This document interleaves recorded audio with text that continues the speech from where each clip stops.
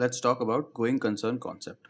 It is one of the most easy to understand concept, but also important to be applied to any business entity at the same time.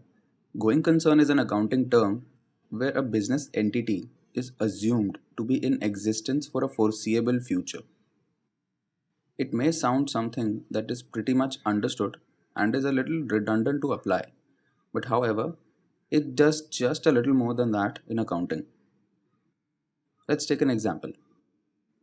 Let us say that Blue Private Limited purchased a computer for its office for rupees 50,000. This computer has a useful life of 5 years approximately.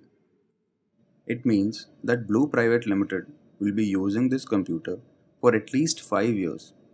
Hence, it should charge rupees 10,000 every year to its books of accounts. This assumption of a business not ceasing to exist in the future holds a lot of uses. It also holds directives as to the treatments of assets like the computer in the previous example. Going concern is the very reason why depreciation of rupees 10,000 in the example discussed is calculated by considering the approximate life of an asset. Let's take another example. Your company is making a medicine and selling it for profit. If, however, one day the government decides to ban the sale of that particular medicine, now the company is not a going concern if the banned medicine was the only product you sold.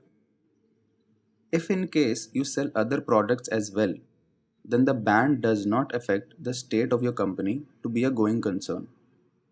Let's just take one more example and then we'll wrap this up. Let's assume your company has a lot of debt and it is not being able to make those payments. Now the court has decided that you must go into liquidation and pay off the debt. For those who don't know what liquidation means, it basically means that you are closing your business and selling off your assets to make the payments to your creditors. It can be voluntary or a court order may force you to do so. Now back to our example. The situation of your liquidation basically means you're shutting down the business and therefore it ceases to be a going concern.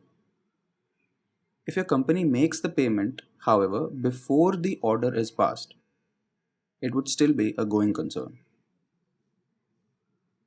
This tells us that no matter how weak a company's position is, it is still a going concern till the date of liquidation. In simpler words, it means that any entity will exist today, tomorrow, and in the future to utilize its assets or recover money from its debtors or pay off its assets, etc. And that's the going concern concept.